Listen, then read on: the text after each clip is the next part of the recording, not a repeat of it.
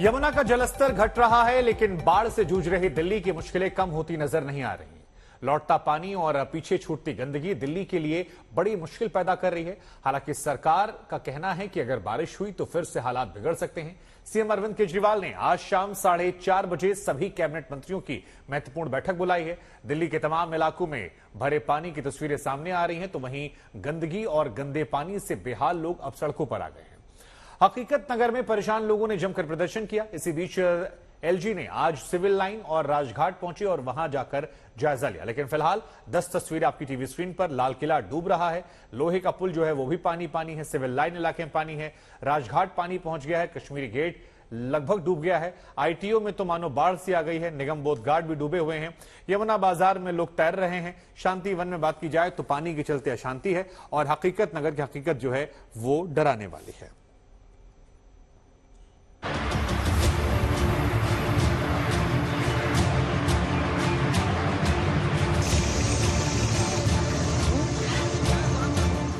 ये दिल्ली है, देश की राजधानी दिल्ली है। 5 दिनों से डूबी डूबी सी दरिया दिल्ली।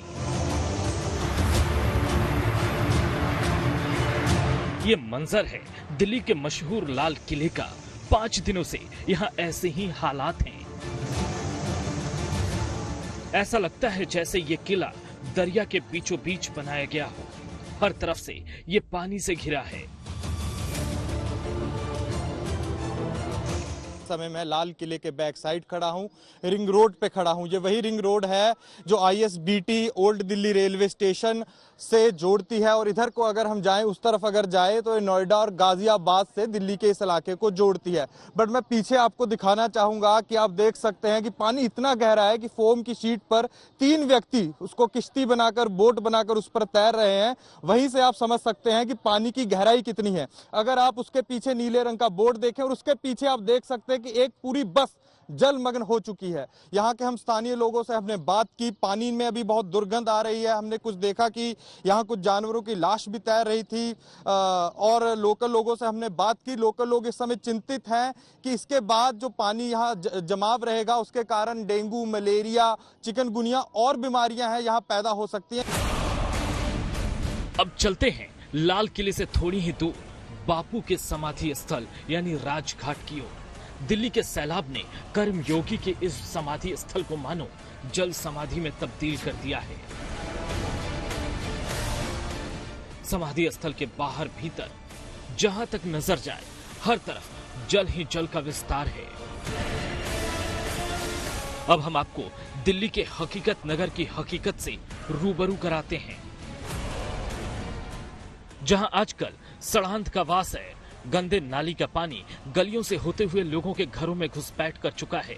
सरकार सुध नहीं ले रही तो लोग रास्ता जाम कर प्रदर्शन करने को मजबूर हैं। यहाँ पे ये प्रॉब्लम है कि हकीकत नगर के अंदर सारा गंदगी का पानी भर गया नाले का। बच्चे परेशान हैं, सांप घूम रहे हैं और हमें जाना वहाँ दिक्कत हो गया है। छोटे छोटे बच्चे घरों के अंदर हमने रखे हुए हैं। हमारी क्या हालत हो रही है आपको पता है? आज सरकार कहाँ मर गई है?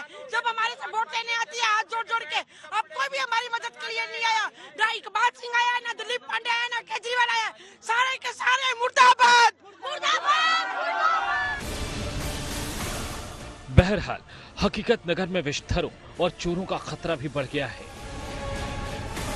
हमारे यहाँ लाइन डली, सारे नाले का पानी हमारी सोसाइटी हकीकत नगर में है, ना कि मुखर्जी नगर में है। हम 4 दिन से सड़कों में पड़े हैं, कोई हमें पूछने नहीं आया। अपने घर छोड़ के, हमारे घरों के नीचे इतना पानी था, हमें घर छोड़ने की हिदायत दी गई। हम अब किसी औरों के घर में रह रहे हैं, जिनके पास माँ बाप के घर नहीं है, वो किराए के घरों में रह रहे हैं। फिर अगले दिन हमें पता चलता है कि यहाँ पे हमारे घरों में चोरी हो रही है। 3 घरों में चोरी हो चुकी है। देखिए यहाँ पर नाली का पानी तक घरों में घुसा हुआ है और यहाँ नाली का पानी यहाँ तक आया हुआ है, तो समस्या लोगों की बहुत ज्यादा है। और आप देखिए सामने नाली का पानी जिस तरह से भरा हुआ है, वहाँ पर उसको हटाने में बहुत ज्यादा मुश्किलें लोगों को आएंगी। और इसके बाद अब लोगों का ये भी कहना है कि सांप घरों में आ रहे हैं। यहाँ पर गंदगी इतनी ज्यादा हो गई है कि जो लोग बूढ़े हैं, बुजुर्ग हैं, घर से बाहर नहीं निकल पा रहे, वो अंदर फंस गए हैं। किंग्सवे कैंप इलाके का हाल भी बुरा है। लोगों का धैर्य जवाब दे रहा है तो वो विरोध प्रदर्शन को मजबूर हैं। समस्याओं का निदान न होने पर यहाँ के लोगों ने सड़क जाम कर अपना रोष प्रकट किया। लेकिन दिल्ली पर टूटे इस मुसीबत के पहाड़ के बीच शांतिवन इलाके की तस्वीर जुदा दिखी। यहाँ मुसीबत से पार मिलता नहीं देखकर लोग मौज मस्ती के मूड में आ गए और गंदे पानी में ही नहाने, कपड़े धुलने और उछल कूद करने लगे। एक ऑटो चालक ने आपदा में अवसर तलाशा और अपना ऑटो पूरा धो डाला। आज तक संवाददाता ने जब इन लोगों को आगाह किया कि ये पानी साफ नहीं है, ये आपको बीमार बना सकता है क्योंकि इसमें नाले का पानी तो मिला ही है, कई जगहों पर इस पानी में मरे हुए जानवर भी तैरते दिखे हैं, तो बुजुर्ग अड़ गया और इस गंदे पानी को अल्लाह की मेहर बताने के साथ साथ तरह तरह के कसीदे गढ़ने लगा। साफ पानी है, बच्चे नहा रहे हैं, बीमारियां धुल रही हैं, ये खुजलियां हो रही हैं लोगों को खुजलियां हो रही हैं, दवाई मिलती नहीं हॉस्पिटलों में। अब सुन लो मेरी बात, आप पानी में नहा कैसे हमारे अल्लाह ऊपर वाले ने, अल्लाह ताला ने, भगवान ने पानी भेजा नहाने के लिए गरीबों के लिए, खुजली दूर होगी। वैसे पानी नहीं मिलता है नहाने के लिए। पानी कहाँ मिलता है? जब से मोदी राज आया हिंदुस्तान के अंदर पानी का मतलब केजरीवाल देता हमारे को। केजरीवाल तो पानी साफ नहीं कर रहे। केजरीवाल ने प्लान बन गए, मोटरें फूक जाएंगे सारी। केजरीवाल साहब तो बहुत अच्छा काम कर रहे हैं, स्कूलों में खाने दे रहे हैं। दिल्ली के आईटीओ इलाके का जल भराव से आज भी बुरा हाल है। लोग डिवाइडर से सटकर सड़क पर भरे दरिया से पार पाते हुए जैसे तैसे बचकर सफर करते दिखे। आसमान से बरसी आफत और यमुना के उफान ने दिल्ली के एक बड़े हिस्से को खाना बदोश कर दिया है। मयूर विहार में घर बार छोड़कर बड़ी तादाद में लोग सड़क किनारे टेंट कनात में विस्थापितों की जिंदगी जीने को मजबूर हैं।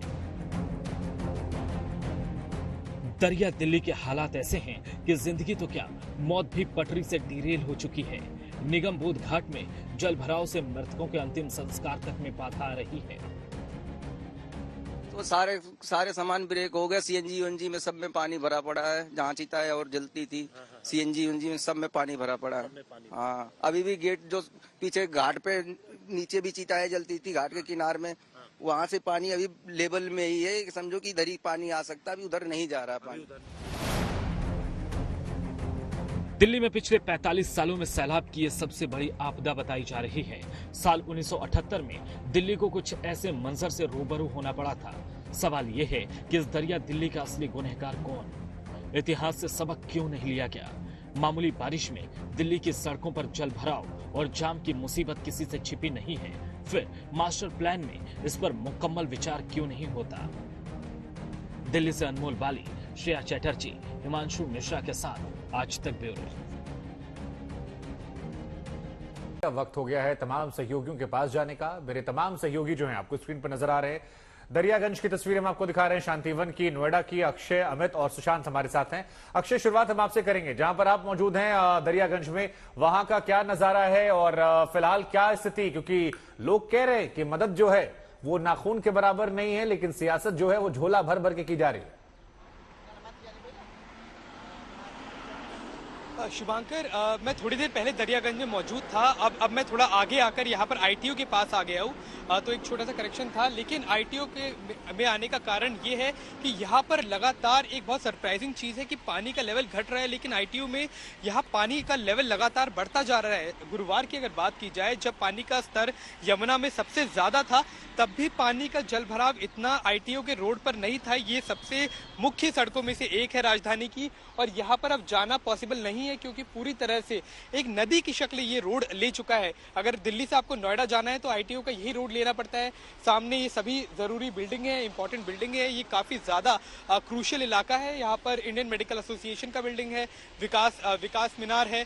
तो विकास मीनार के सामने किस तरह का विकास है आप ये देख ही सकते हैं कि ड्रेनेज का पानी यानी कि नालियों का पानी पूरी तरह से उलटकर अब आईटीओ में आकर जमा हो गया और निकासी का कोई साधन यहाँ पर नहीं है, निकासी का कोई रास्ता नहीं है। तो लोगों को खासी मुश्किलातें हो रही है और कुछ लोकल इस वक्त मेरे साथ मौजूद है, उनसे भी थोड़ी बात करेंगे, समझने की कोशिश करते हैं कि किस तरह से उनको मुश्किलें आ रही है। अभी आप यहाँ पर आई है, यही के लोकल है आप, किस तरह की दिक्कतें आ रही है आपको? बहुत सारे असली, इसको एक्चुअली में दिल्ली का दिल कहा जाता है। जब दिल्ली के दिल में ये हाल है और देखो क्या हाल है, आप खुद सोच सकते हो। और क्या कर रही है सरकार? आपको कहीं जाना था, आप अटक गए अभी आपको? सर हमें तो जाना ही तो था, तो लेकिन हम अब क्या जाए तो जाए कैसे जाए? बच्चों का रोजगार बंद और क्या कर रही है सरकार? तो सवाल यही है। और शुभांकर, एक जरूरी बात मैं आपको बताना चाहूँ, ये जो आप रेलिंग देख रहे हैं, जिनको पकड़कर अभी भी मेरे सामने लोग चल रहे हैं, कल तक यहाँ पर करंट आ रहा था, इलेक्ट्रिसिटी की शॉक कई लोगों को लगे, तो ये भी एक बड़ी समस्या थी। अब सरकार ने शायद बिजली काट दी है इस इलाके की, लेकिन काफी लेट एक्शन हर चीज में। बिल्कुल। हालांकि आज यहाँ थोड़ा पानी कम आ रहा है, क्योंकि कल जब हम यहाँ मौजूद थे तब यमुना जी का स्नान जो है वो चलती गाड़ियों की वजह से लगातार हमारे साथ भी हो रहा था। लेकिन अमित, लगातार आप भी स्टोरी कवर कर रहे हैं, बाढ़ बारिश को देख रहे हैं और आप दिल्ली भी कवर करते हैं।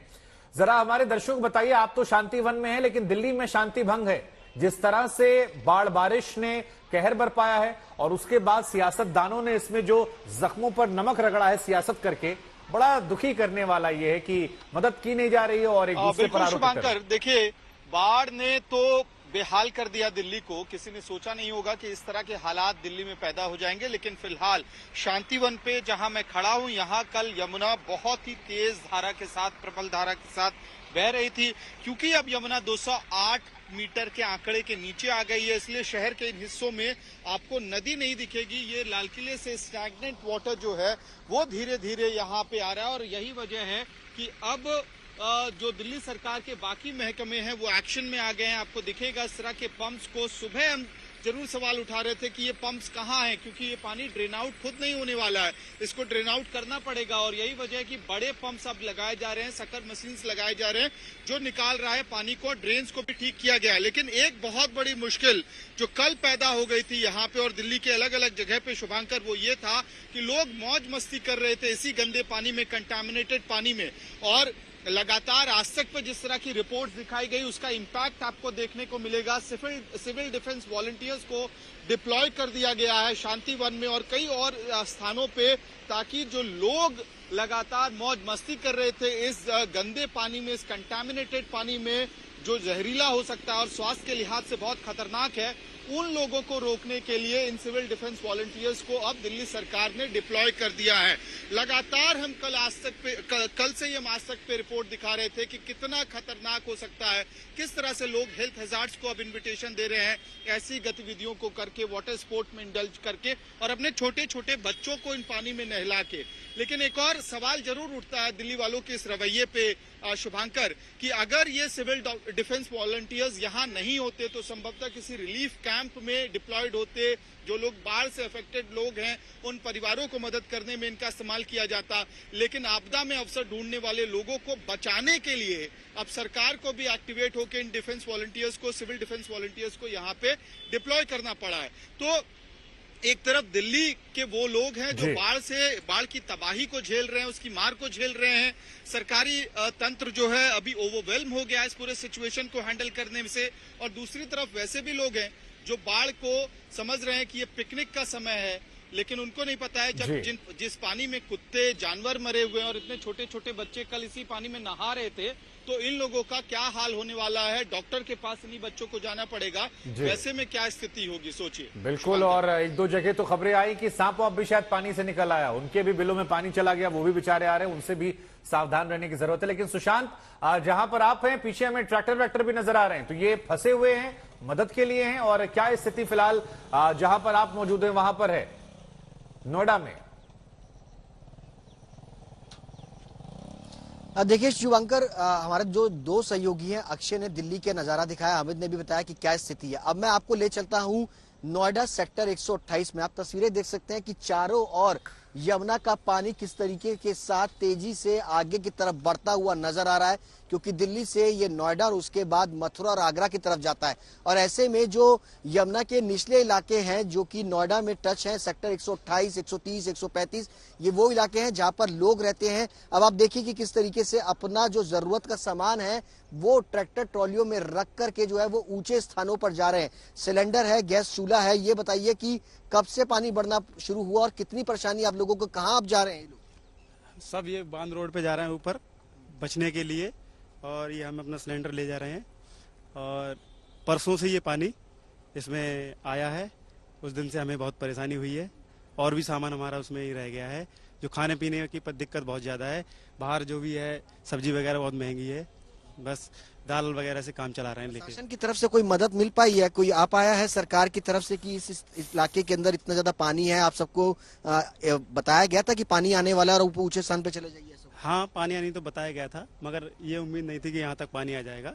मगर प्रशासन से कोई राहत या मदद कोई नहीं अभी फिलहाल। कोई मदद नहीं मिल पाई है। शुभांकर, समझिए कि देश की राजधानी दिल्ली के अंदर हम तमाम लोग जो मीडिया वाले हकीकत बयां कर रहे हैं, नोएडा की इस तस्वीरों को देख करके यहाँ पर भी सरकारों को सोचना होगा, समझना होगा कि यहाँ पर भी बड़ी आबादी जो यमुना के किनारे रहती है उस पर काम करने की जरूरत है, क्योंकि इन इलाकों में लोगों के पास मदद जो है वो नहीं पहुंच पा रही है। आपको और तस्वीरें मैं दिखाऊंगा की कोशिश करूंगा कि अंदर की तरफ कई सारी भैंसें जो हैं और बछड़े जो है वो बंधे हुए हैं। ये पूरी नर्सरी है, यहाँ पर कई सारे लोगों के कारोबार थे वो पूरी तरीके से बंद हो गए हैं। मजबूरी है, यहाँ पर लोग जो है वो अपना धीरे धीरे सामान जो है वो ट्रैक्टर ट्रॉली के जरिए ऊंचे स्थानों पर लेकर के जा रहे हैं। अक्षय, अमित, सुशांत, आप तीनों ने लगातार महत्वपूर्ण तस्वीरें दिखाई। आगे भी आपसे जुड़ते रहेंगे, अपडेट लेते रहेंगे।